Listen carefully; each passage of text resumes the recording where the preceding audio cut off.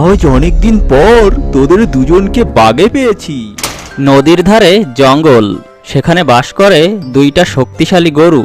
তাদের মধ্যে ছিল খুব ভালো বন্ধুত্ব। এখানে বাস করে এক বিচক্ষণ ছাগল ও এক বক।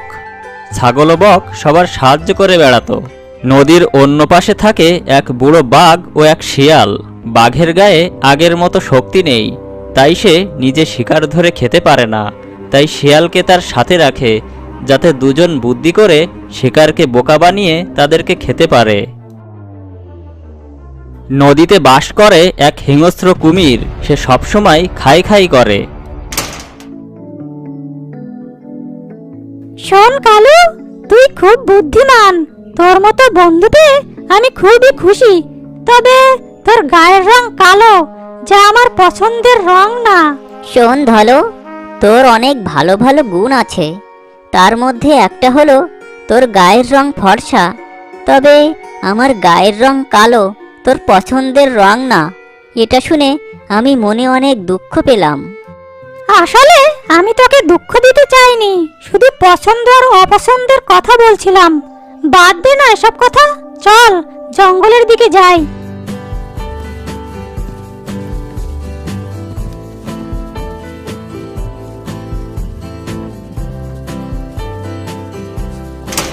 পথ চলতে চলতে তাদের দুজনের সামনে পড়ল ছাগল ও বক। আমাদের পথ থেকে সরে যাও, পুচকে ছাগল একটা। আমরা দুজন শক্তিশালী, আমাদের পথ থেকে সরে যাও। শোনো, এত বড় রাস্তা আমাদের পাশ কাটিয়ে গেলেই তো হয়। আমরা পথ ছেড়ে দিচ্ছি। তা তো হবে না বক, তোমাদের দুজনকে আমাদের দলে যোগ দিতে হবে। আমাদের দলকে আরো শক্তিশালী করতে হবে। তা কি করে হবে ধলো ভাই? তোমরা অত্যাচারী, অহংকারী। আমরা তোমাদের দলে যোগ দেব না, প্রয়োজনে ব্যাঙের দলে যোগ দেব। আজ না হয় কাল ছলে বলে কৌশলে তোমাদের দুজনকে আমাদের দলে আনবই। আমরা শক্তিশালী, আমাদের দেখে বাঘ ভয়ে কাঁপে। এই বলে গরু দুটো সেখান থেকে চলে গেল। ছাগল ও বক চলল তাদের কাজে। অন্যদিকে বাঘ ও শিয়ালের মধ্যে কথা হচ্ছে। বাঘ মামা, তোমার বয়স হয়ে গেছে, আগের মতো তো আর জোরে দৌড়াতে পারো না। তাই তোমার পক্ষে তো আর সহজে শিকার ধরা সম্ভব না। এখন তোমার উচিত বুদ্ধি খাটিয়ে শিকার ধরা। তুই কথাটা মন্দ বলিসনি ভাগ্নে, তোর বুদ্ধির উপর ভর করেই তো বেঁচে আছি। তবে আমার ঠিক তখন বাঘ দেখল গরু দুটো সেই জায়গা দিয়ে যাচ্ছে।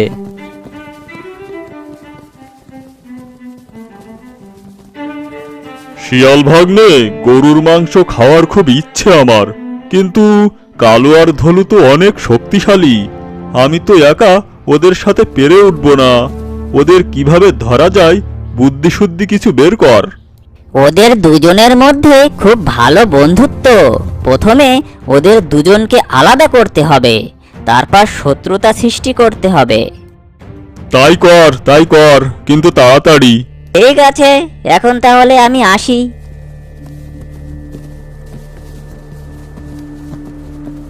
যেতে যেতে পথে শিয়ালের সাথে বকের দেখা হয়ে গেল। শোনো বক, ধলুর তো খুব বিপদ। তুমি তো উড়তে পারো, দয়া করে খবরটা তাকে দিতে পারবে? আচ্ছা ঠিক আছে, আমি এখনই গিয়ে তাকে সাবধান করছি। তুমি এখানেই থেকো, আমি যাব আর আসব। এই বলে বক উড়তে লাগলো। যেতে যেতে পথে তার ধলুর সাথে দেখা হলো। আরে ধলু ভাই, তোমার তো ভয়ানক বিপদ। শিয়াল আমাকে বলল তোমাকে খবরটা দিতে। তাই নাকি? তাহলে আমি সাবধানে থাকবো। তা আমার কিসের বিপদ সেটা তো বলো। আমার বন্ধু কালুর আবার বিপদ হলো না তো? এই বলে ধলু ছুটে চলল।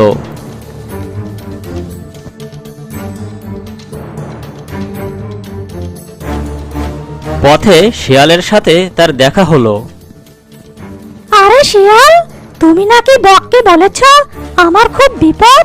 তা বিপদ বলো তো শুনি। আরে না ধলু ভাই, ওসব বিপদ টিপদ কিছু না। তুমি সাদা ধলা, দেখতে কত সুন্দর। তোমার মতো করে আগে কেউ আমার এত প্রশংসা করেনি। কালো তো নয়। তুমি একদম ঠিক বলেছ। তোমার সাদা রং, সুন্দর ব্যবহার, চমৎকার চেহারা, এসব কারণে কালু তোমাকে হিংসে করে। আমার মনে হয় ও তোমার ভালো চায় না। আমি কি ঠিক বলছি? তুমি ঠিক বলেছ। আমি আর ওর সাথে থাকতে চাই না, এমনকি আমি ওর মুখই দেখতে চাই না। এখন তাহলে আমি আসি। ধলু সেখান থেকে যেতেই শিয়াল চলল বাঘের সাথে দেখা করতে।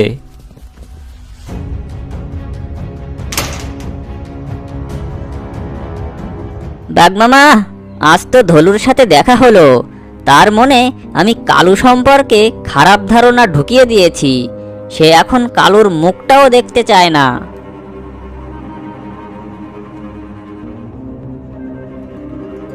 তাই নাকি? তা ভালো, বেশ ভালো। ভাগ্নে, তুই তাড়াতাড়ি কালুর কাছে যা আর তাকেও রাগিয়ে দে, যাতে দুজনের মধ্যে ঝগড়া বেঁধে যায়। তাহলে দুজন আলাদা হবে, তখন আমরা ওদেরকে খুব সহজে শিকার করতে পারবো। বাঘের কথা মতো শিয়াল সেখান থেকে চলে গেল, কিন্তু তাদের কথা ঝোপের আড়াল থেকে বক শুনে ফেলেছিল। ও, তাহলে জঙ্গলে এসব চলছে। শিয়াল আর বাঘ হাত মিলিয়েছে। তাহলে গরু দুটোর তো অনেক বিপদ। আমি এখনই গিয়ে ছাগলকে সবকিছু জানাই।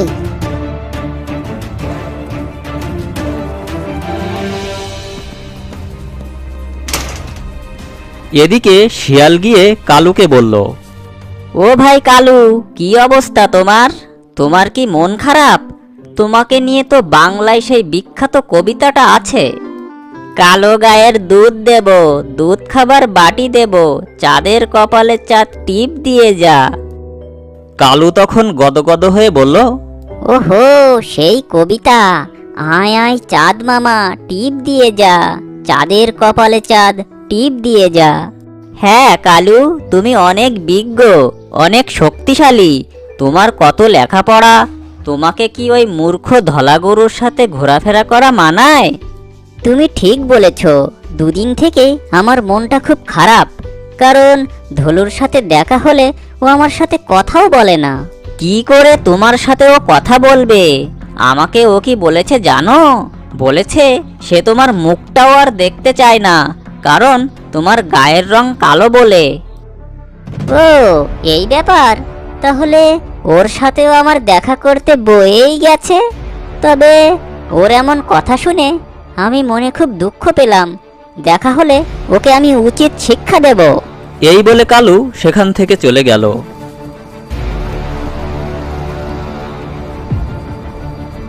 কালু সেখান থেকে যেতেই শিয়াল চলল বাঘের কাছে।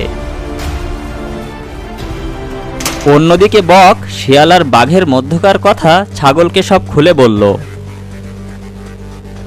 সত্যি তো বাঘ আর শিয়াল খুব বড় ষড়যন্ত্র করছে গরুদের নিয়ে। ওরা আলাদা হলে তো ওদের বিপদ হতে পারে। চলো আমরা গরুদের ওখানে যাই আর ওদের ঝগড়া মিটিয়ে দিই। আচ্ছা, আমি আগে গিয়ে দেখি গরুরা কোথায় আছে, আর বাঘ আর শিয়াল কি করছে তাও দেখব। নদীর ওপর একটা চিকন লাঠির সেতু। সেই সেতু দিয়ে কালু আর ধলু দুদিক থেকে পার হতে যাবে। ধলু, তুই আমার পথ ছাড়, আমি আগে পার হব। আমি এখানে আগে এসেছি। কালু, তুই আগে আমার পথ ছাড়, তা না হলে আজ খুব বড় ঝামেলা হয়ে যাবে বলে দিলাম। তোর এত বড় সাহস যে তুই আমাকে ধমক দিস? জঙ্গলের বাঘও আমাকে দেখে ভয়ে পালায়, আর আমাকে ধমকানো? দেখ আমি তোর কি করি।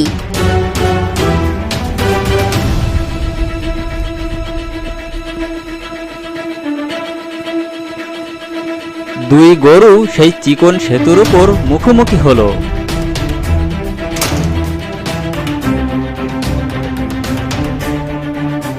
অমনি ওরা সেতু ভেঙে পানিতে পড়ে গেল। এদিকে তারা নিচে পড়তেই কুমির তাদেরকে তাড়া করলো। আজ অনেকদিন পর তোদের দুজনকে বাগে পেয়েছি।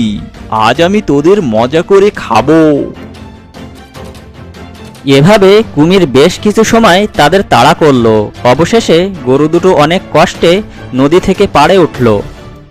না, এ বেটাদের তো আজও আমি ধরতে পারলাম না।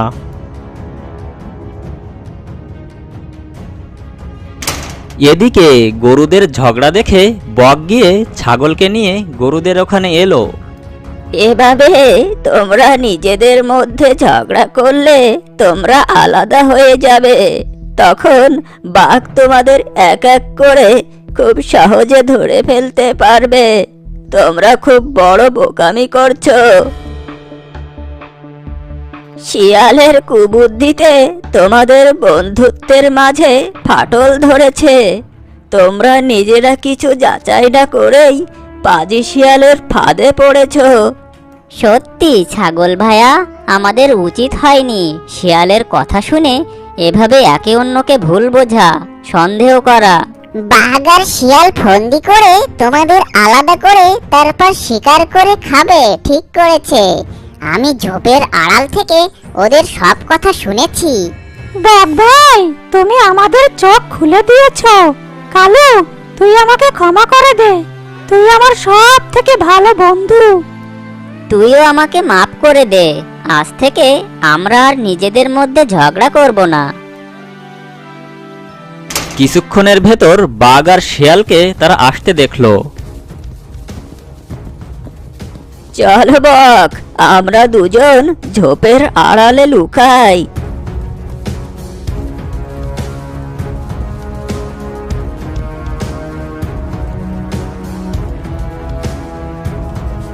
কালু দেখ, আজ আমি ধলুর কি অবস্থা করি। তোমার আর শিয়ালের গোপন কথা আমরা সব জেনে গেছি। বক আর ছাগল আমাদের সব জানিয়ে দিয়েছে। আর তোমাদের হাল আমরা কি করি দেখো এখন। কালুর এমন কথা শুনে বাঘ আর শিয়াল প্রাণ বাঁচানোর জন্য সেখান থেকে দৌড়ে পালালো। কালু আর ধলুও ছুটলো তাদের পিছু পিছু।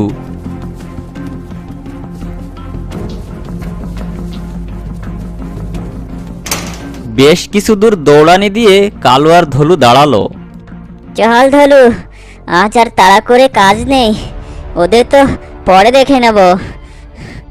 কিছু দূর গিয়ে বাঘ বলল, শোন শিয়াল ভাগ্নে, আজ কোনো মতে ওদের থেকে দৌড়ে প্রাণ বাঁচালাম। ধলু আর কালু যদি আজ আমাদের ধরতে পারতো তাহলে তো মেরেই ফেলতো।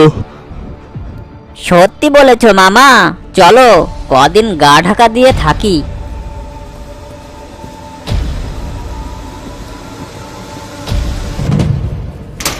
এদিকে বক আর ছাগল গরুদের ওখানে আসলো আর বলল, সবে মিলে কাজ করি, তাহলে কেউ হারবো না, কেউ আমাদের ক্ষতি করতে পারবে না। আরে বক পাখি, এমন না, এটা হবে সবে মিলে করি কাজ, হারি জিতি নাহি লাজ। এরপর তারা চারজন মিলেমিশে জঙ্গলে থাকতে লাগলো।